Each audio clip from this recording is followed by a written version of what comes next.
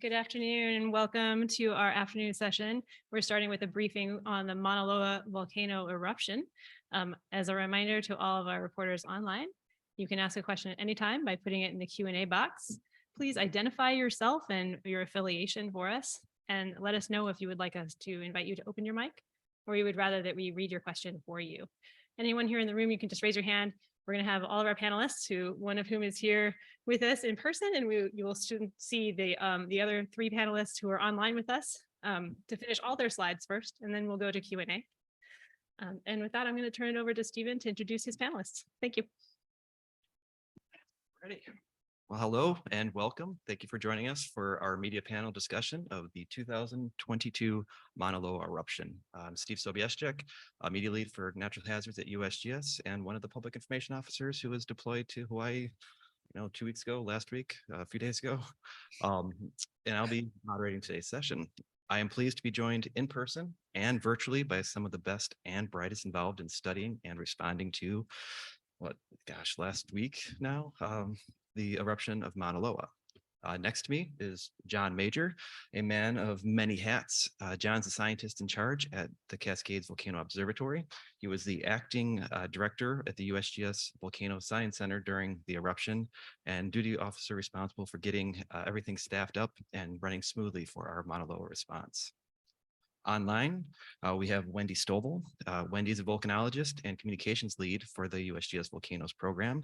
If you watched any of the news coverage, you probably saw her face on TV quite a bit.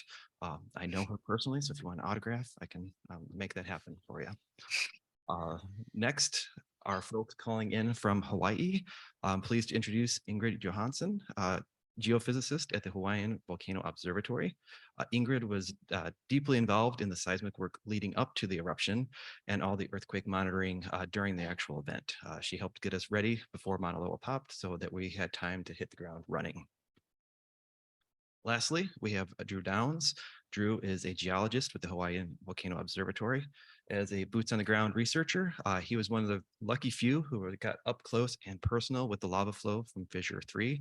He was the guy that was actually grabbing lava samples from the river of molten rock. So thank you all for joining us. With intros out of the way, our panelists have a short presentation to brief everyone on the eruption, and then we can open the floor to questions here and online. Wendy, I believe you're going to start us off. Thank you, Steve. It's a pleasure to be here with you all today to just give you a recap of what we've been experiencing for the past few weeks. I guess it's been 2 weeks, but lots of precursor before that. I realize that I can't use my pointer to show things on the screen, so I'm going to do my best to describe what I'm talking about. In this opening slide, we're showing a picture of the summit of Mauna Loa volcano. Oh, can you go back? Back one, sorry, yeah. I'm going to talk about this for just a minute. Yeah, so in this slide, there's some steaming area in the lower left, and that is a crack in the ground called a fissure that opened up early in the eruption where lava was spouting out. And you can see some silvery colored rocks that look kind of like a river. And those are lava flows, and those are like the cooled surfaces of lava flows. It cools to this silvery color. And going back into the upper center area of the image, you can see the crater at the summit of Mauna Loa volcano. That's Makoweoweo caldera. And in the background, there's Mauna Kea volcano, which is slightly higher in elevation than Mauna Loa, although Mauna Loa is the biggest active volcano on the planet if you measure it from the base of from its base below the sea to the top of the mountain. It's just shy of 14,000 feet in elevation. Okay, next slide.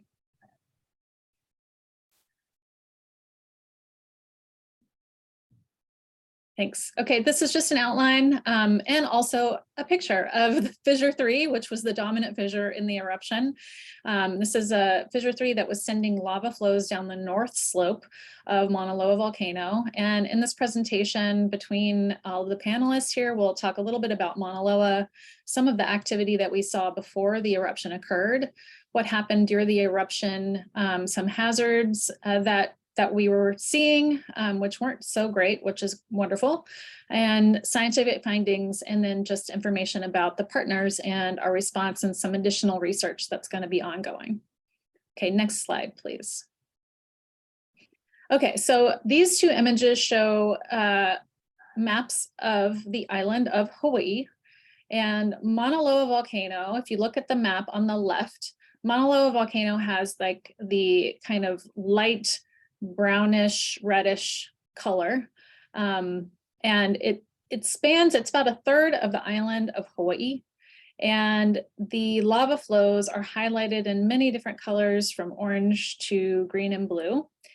And this is the historic, those lines that look like streams are all lava flows. And this is just the historic timeline from 1843 up to 2018 of eruptions from the volcano Mauna Loa. If you look on the right-hand side, you see numbers around the margins of the island of Hawaii, and those have hours and days listed next to them. And those are travel times for lava flows. The thing that we were concerned about leading up to this eruption is which rift zone was going to erupt. And rift zones are these preferential pathways for magma to move from within the volcano up to the surface. And there's two on Mauna Loa. There's one on the northwest side, and there's one on the southwest side. And if you look at the travel times on the southwest side, you'll see that it doesn't take very long for lava to get from the rift zone down to the coast. And so we were very concerned leading up to the events that something would open up on the southwest rift zone, and we would only have hours leading up to an eruption to have people evacuated or get out of harm's way. It was a very big concern, and our precursory activity had us going around to the island and specifically talking to these communities that were in the areas that could have been impacted by these eruptions, and by these short travel times for lava to get down to the coast. In all honesty, this was like the best case scenario because the southwest drift zone did not erupt. It was the northeast drift zone. Lava never impacted any significant infrastructure. And it was really just a beautiful sight for people to see who were fortunate enough to be able to be there to witness this. Okay, next slide, please. Ingrid, take it away. All right. So, one of the themes in the run-up to the Mauna Loa eruption was all the changes in technology that have happened since the previous eruption. So prior to this most recent eruption, Mauna Loa hadn't erupted since 1984. And in that time, we've seen a lot of changes in technology to geophysical instruments, including seismometers, the advent of GPS. So that was both a benefit and a challenge. Because one of our big tools is to look back at past eruptions and try to make comparisons between what happened in the past and what we might expect now. This figure is showing earthquake occurrence since 1970. The top panel spans from 1970 to 1995. The bottom panel spans from 1995 until the current time. The main takeaway from this image is just showing the gradual increase in the occurrence of earthquakes prior to an eruption. In the top panel, there are somewhat fewer earthquakes. In the bottom panel, we're seeing a lot more. Part of that is that change in technology. And then part of it is a little bit of a change here with this most recent eruption, which is that we started seeing unrest around 2013, and we saw there were a couple phases in this unrest period. So you'll notice an uptick in about 2019 in earthquake activity, and then just this past September, there was yet another marked increase in seismic activity, earthquake occurrence that kind of put us more on a watch path for an eruption. All right, next slide. This is a slide illustrating some of the deformation that occurred at Mauna Loa in the past 40 years, so 50 years. So, as magma enters a volcano, it pressurizes the magma chamber. The volcano itself will expand to accommodate this, not unlike a balloon. So what's being illustrated here is the distance between 2 points on the ground, which are in the little inset map, MOKP and MLSP. And as the volcano expands, those 2 points get stretched away from each other and the line lengthens. And as the volcano contracts, it moves closer to itself. The blue symbols here are hand campaign measurements using a technology called electronic distance measuring, EDM. Those points were collected by sending crews physically survey crews up to the summit, bounce a laser from one side of the summit to a reflector on the other side, and then you measure the distance between the laser and the reflector. As GPS started to come online, we see the red dots taking over. Currently, the same quantities are being measured continuously by permanently installed GPS measurements. So not only do we have somewhat more precise measurements with GPS, we also now have daily updates to this time series that previously was hand collected. So that some of the things we were looking back on through time with the EDM, there was very little indication of pre-eruptive inflation. There was a question, was that just missed because crews didn't get up at just the right time? As we saw now, there was some increases in inflation as unrest started in 2013, but we were sort of at a plateau, and that plateau continued post-September until the eruption. So even with the technology we have now, it was a very, very quick onset to eruption, very little short time scale precursor. Okay, next slide. And this is just showing the last 4 months or so since August. What this is meant to illustrate is that decided uptick that we saw in September. So the top panel of the figure is the blue circles are that same line length. Actually, that's not true. Sorry, they're a line length, but 2 slightly different GPS stations. So nonetheless, a very similar quantity. And then the green dots are an electronic tilt meter that's installed up at Mauna Loa's summit. And at the bottom is a histogram of earthquake occurrence. So in September of this year, we saw a very strong increase in the number of earthquakes, and we saw an increase in the tilt rate and that line length that's stretching across the summit. And both of those continued, where previously swarms occurred and then kind of waned. In this case, it was sustained. And this was what really tipped us on to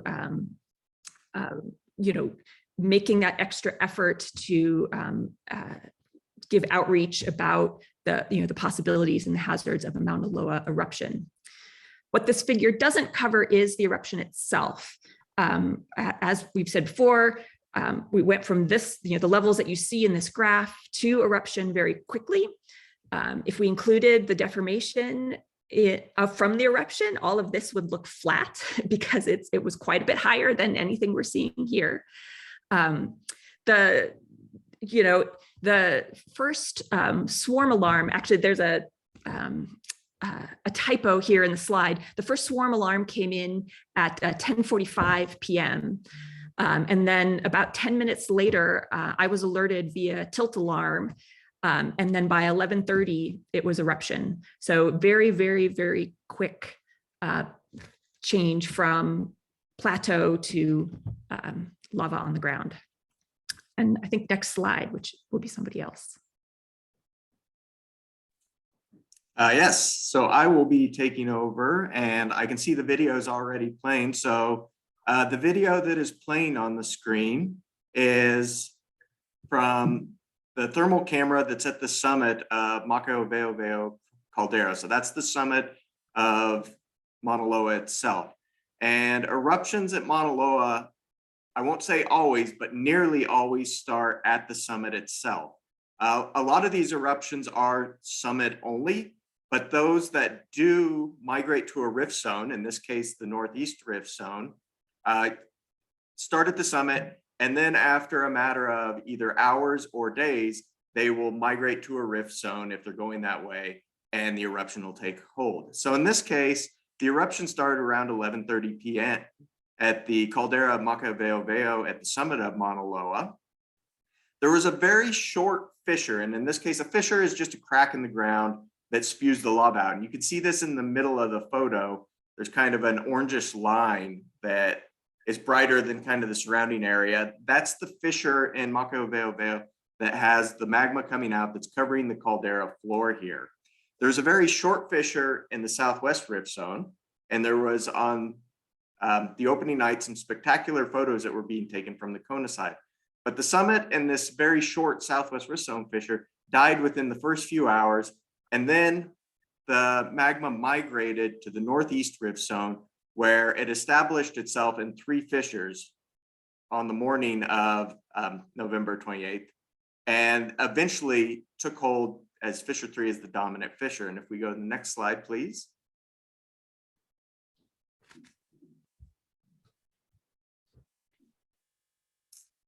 Here's kind of an overview map just of where things were situated on Mauna Loa. You can see all these white dots, both on the map to the left and the map to the right. Those are monitoring stations that we have across the island of Hawaii and Mauna Loa itself, which includes things that Ingrid talked about, tilt, GPS. We also have seismometers for measuring earthquakes. There's cameras up there for blind spots where people might not be able to see, which include both just normal visual cameras and thermal cameras that are alarmed, that cover the island as our monitoring system. So you can see on the image on the left, as well as the one on the right, there's different colored polygons there, which represent the different lava flows of Mauna Loa. So the eruption that just occurred is not actually shown on this map, but the eruption started there in the left hand figure, right in the middle at what's called Maka'aweoweo caldera.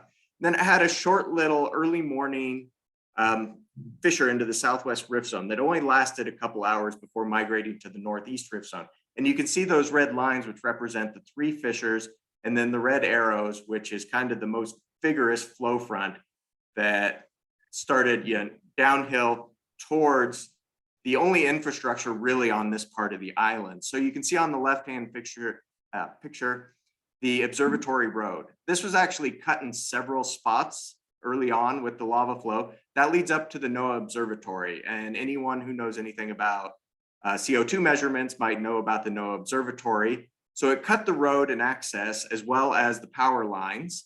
And then the big infrastructure after that is it was headed towards what's called the Daniel K. Inouye Highway, more informally known actually as Saddle Road, which connects the 2 main population areas on the island of Hawaii, which are Hilo and Kona. So this is the big highway that connects them. And one of the things of concern was, would this lava flow cut the highway and reroute traffic all the way around the island? So this was something that was watched, and for those of you who've been paying attention throughout the eruption, the lava flow did not make it all the way to the highway, but made it within less than 2 miles.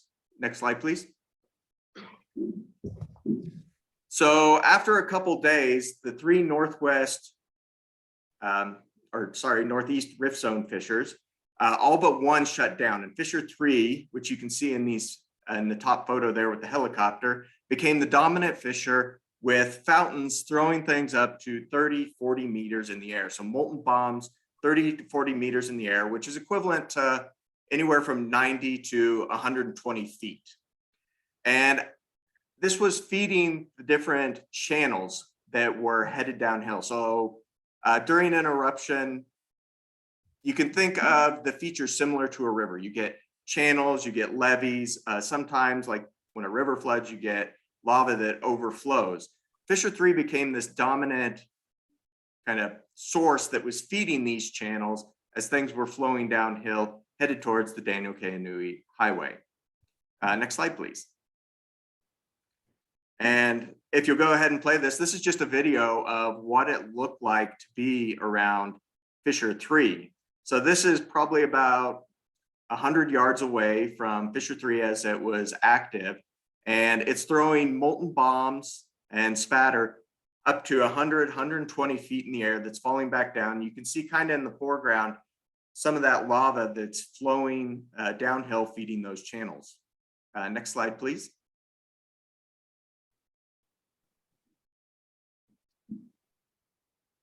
And this is a different aerial view. So that again is Fissure 3, and you can see all the channels that are coming off of Fissure 3. There's a smaller fissure off to the right of Fissure 3, which is Fissure 4, which was still active at this time. It shut down not too long after this, but you can see Fissure 3 early on had a lot of channels coming off of it, but as the other fissures shut down, the fissure, or the channel in the background, became the main fissure or channel that was being fed with the flow headed down towards the Daniel K. Inouye Highway. Next slide, please. This also has a video that can be played. This is the flow front that was headed towards the highway. You can see on the map, it's actually outlined. It's very small, so I can't actually read it. It says flow front, I think 7 a.m. But this is what's called an flow. And I don't know if you can hear the sound. There is sound associated with this, which I can't hear coming from my computer. It sounds like glass breaking as this slowly moves forward. So Hawaii, there tends to be two types of lava flows. Pahoehoe, which is kind of smooth and ropey as it flows, and which makes these big clinkery blocks that sound like glass breaking as they fall off. Tends to move pretty slowly over the ground. It's easy to outwalk an flow, but it's like a bulldozer pushing things in front of it and, moving at a matter of, 20 yards per hour in this case. Next slide, please. And I think I'm going to hand this one back to Ingrid. Yeah, so we had a wealth of data for this eruption, including quite a lot of satellite imagery, and I'll let other people sort of shout out some of the imagery types that they worked with, that they're familiar with. For myself, one of the data types, one of the satellite imagery types that I use a lot is interferometric synthetic aperture radar, or INSAR. This is a method that allows you to get a view of the ground deformation. However, in order to do this, you need to have very little changes in the reflectivity of the ground. So a big noise source for us is whenever the ground changes. One of the big things that changes the ground is lava flow.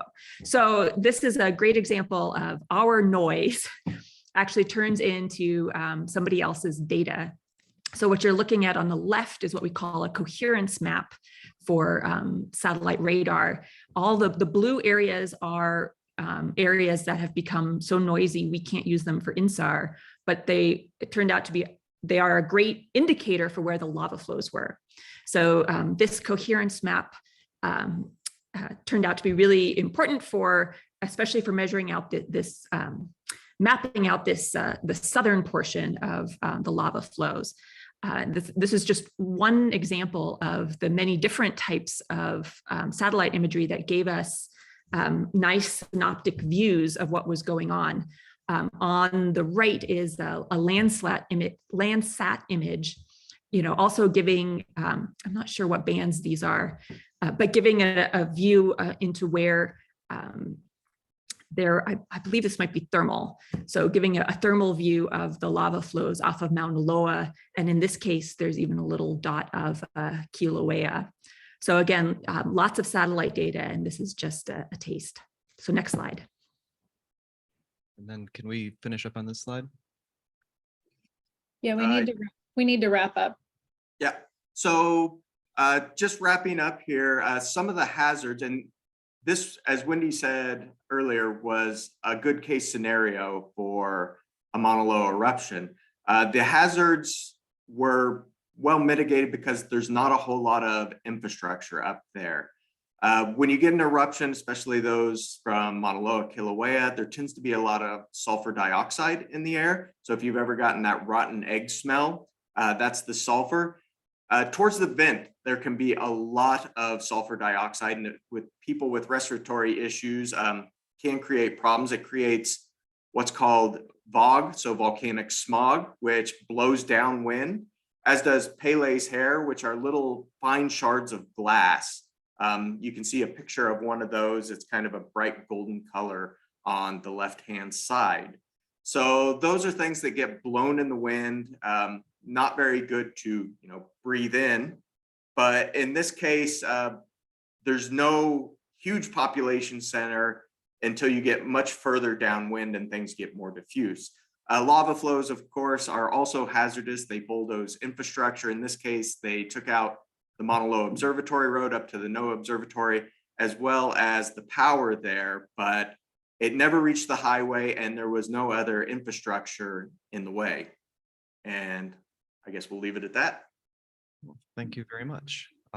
So all told, it was I believe about a 14-day event. It was something that involved a lot of coordination and partnership between USGS and all the Hawaii National Park, Volcanoes National Park, Hawaii County Civil Defense, the emergency managers, the military has a base there as well. So it was as good of a eruption as you can have for watching, studying, and learning without having the significant consequences of road closures or fatalities or effects to the population. So thank you everyone for the presentation. Now we have time to open up for questions.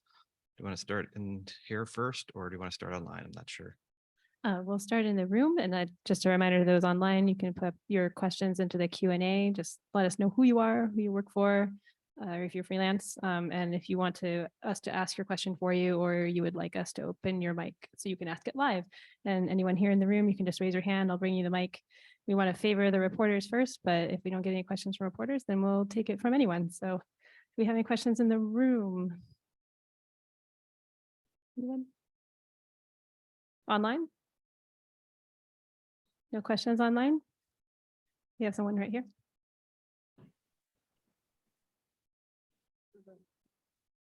I actually have a few questions.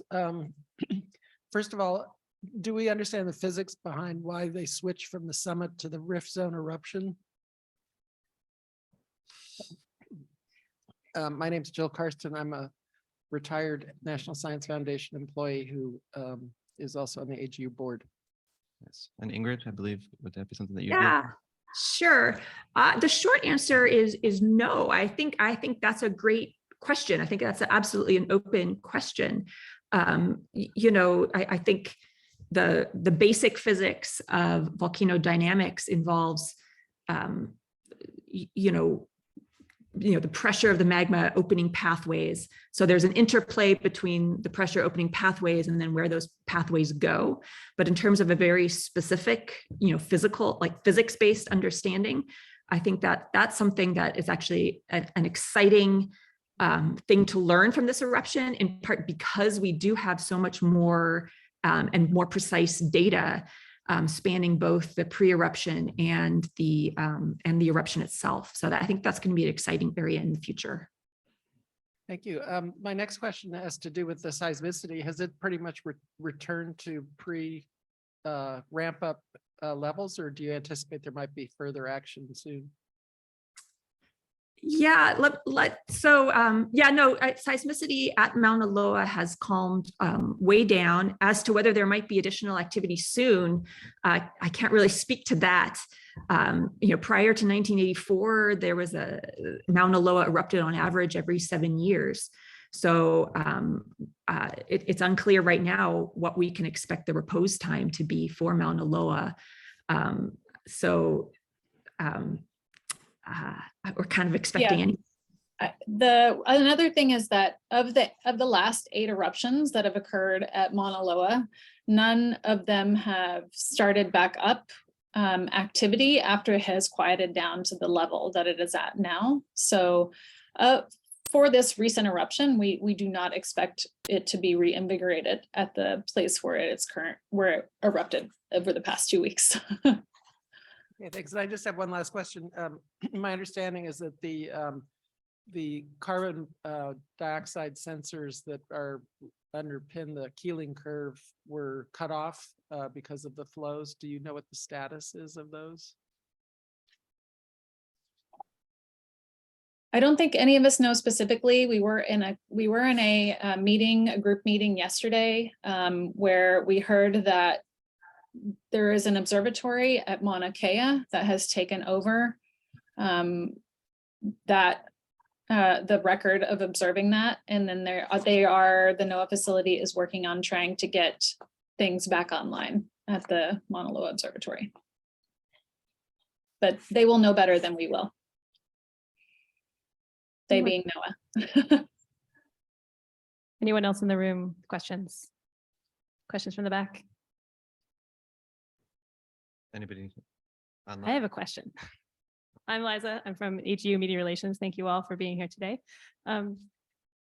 My question is, how much more rock has this particular eruption contributed to the Big Island? Is that something you can estimate from geodesy or from other tools? I can read you the metrics we want, unless somebody else wants to. But so roughly 14-day eruption, 12.1 mile was the flow length of that fissure 3 toward the Saddle Road. It was about 16.5 square miles of new area that was covered, and volumetrically, it looks like 230 million cubic meters of lava erupted. Yes, that's a small eruption, but it still sounds like a lot. Yep. Yeah, and I'll just amplify on that number a little bit. I believe it was last Wednesday that NASA flew, it's called the GLISTEN flight. It's a synthetic aperture radar system that they have. So they flew it to collect topographic data. And they were kind enough to feed that to the USGS. And from that, we were able to calculate the volume of lava that had erupted based on topographic changes. And last call for questions. Questions in the room. There's one online or from our colleagues in the back. Is this on? Yes. We have no online questions at this point, but I am Becca. I work with Liza in the Media Relations Office. And I was curious, it seems like this eruption had sort of a multi-year period of unrest leading to, that most recent sudden uptick in activity for the eruption. I'm curious if this is dramatically different from events we've seen in the past, and if so, has it changed your approach to monitoring and sort of hazard, like your alert systems for the community? I could answer that. This is Ingrid. Yeah, so I think that question is really hard to answer because the technology from 1984 until now has changed a lot.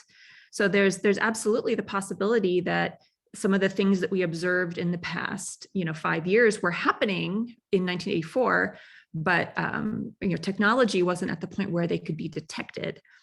So, I think there's a lot of work to do on really comparing what we know with, sort of what was possible in 1984. In terms of changing our approach, I think there's a lot of lessons to be learned. A lot, one of the things that was really a big question mark in the pre-eruption period was, how did the line connect between what we were observing and an eruption? So we now do have that full, time history going from what we can detect now to an actual eruption. So I think it will only improve what we can do, although the take home was that when it came down to it, it was still incredibly quick. So in that case, it hasn't changed much because we were always expecting that Mauna Loa could erupt with very little warning. It's still very little warning. I have a question. I'd love to add something on to this,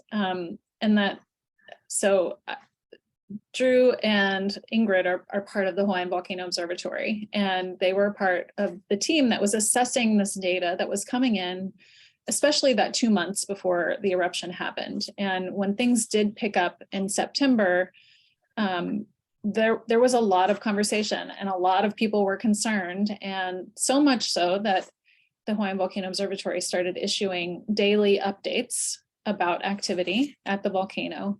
And that is a little bit of a deviation from the way that we do things. So in that way, we did change the way that we were operating in our official notification capacity.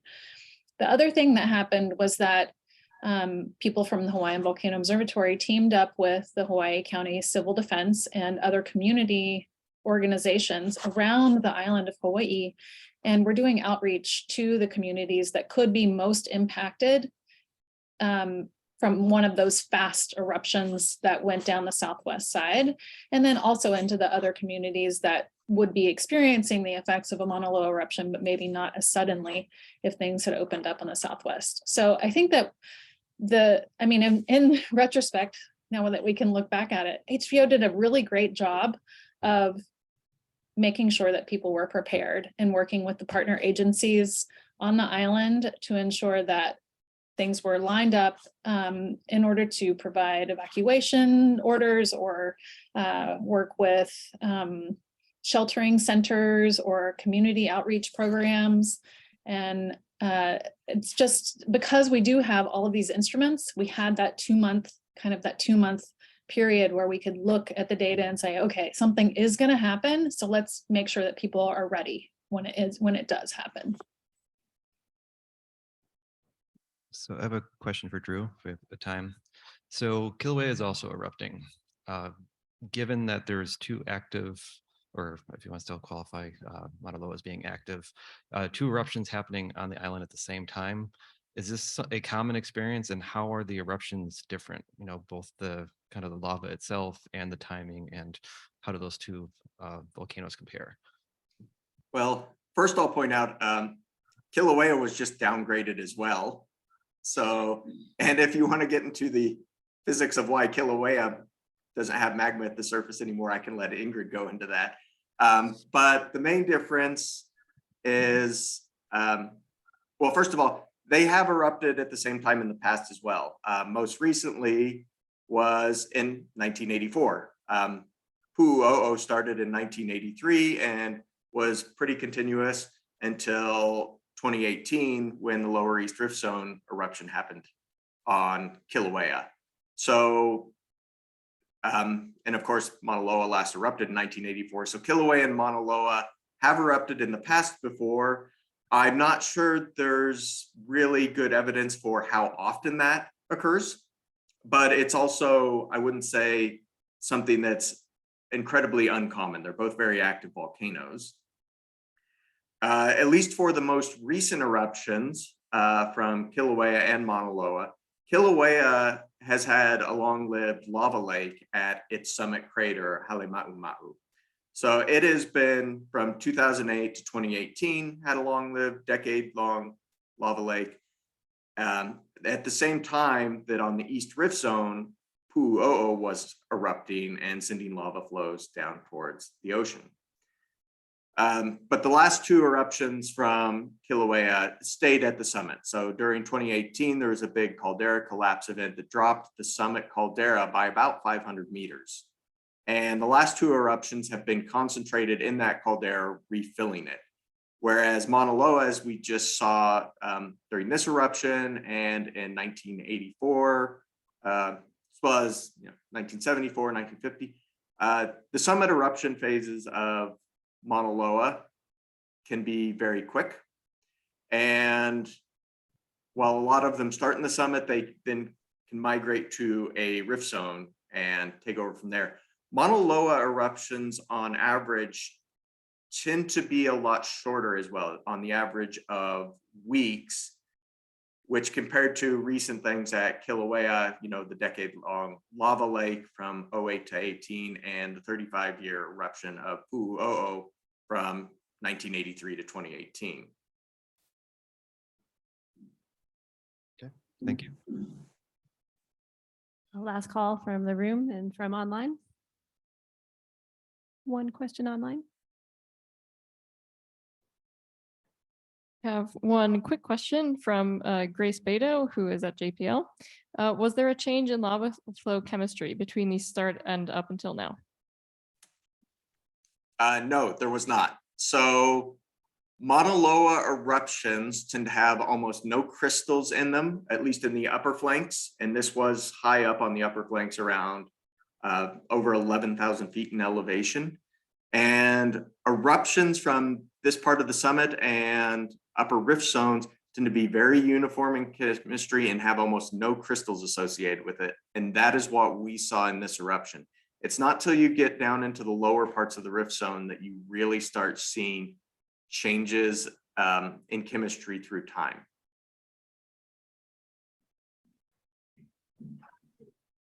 Right, I would like to close with a big picture question, if you'll entertain me. We've heard a lot about the Hunga volcano yesterday, which erupted explosively a year ago. I'm sure you're aware. And I wonder if you ever get questions about why Hawaii does not erupt in the same way, or if it could, and how you like to handle those types of questions. Can you just repeat the very first part of the question? So we heard a lot about the Hunga volcano yesterday, which erupted explosively and very differently than this eruption. And I wonder if you could just speak to, like, can Mauna Loa erupt in a similar way, or is it just a completely different type of volcano? Yeah, the Hawaiian volcanoes are all basaltic. They are sitting over a hotspot mantle plume. So it's a very constant, feeding of the magma from the mantle plume up to the surface, and then as the plate migrates, you get the chain of volcanoes. Tonga was an undersea volcano that has a different chemistry. It's a more silicic chemistry, so much more prone to explosive eruptions. Kilauea in the past has had some explosive eruptions, but the dominant chemistry is more fluid basaltic type lavas, so they tend to be much less explosive. So the basic difference is the magma type, with the Hunga Tonga volcano being a more silicic type eruption, so prone to more explosive activity. Right, I think we have no more questions. So I'd like to thank our speakers here in Chicago and in Hawaii. And the next event will be at 2 o'clock in the media roundtable room that's just across the hall. It will be about the new solar telescope, also in Hawaii, I believe. Please join us there for that. And this will be recorded. The recording will be made available on AGU's YouTube channel in about an hour. Thank you all for coming. Thank you very much. And if you have any follow-ups, I will be over in the newsroom to help put you in contact with folks if you have follow-up questions. Thank you.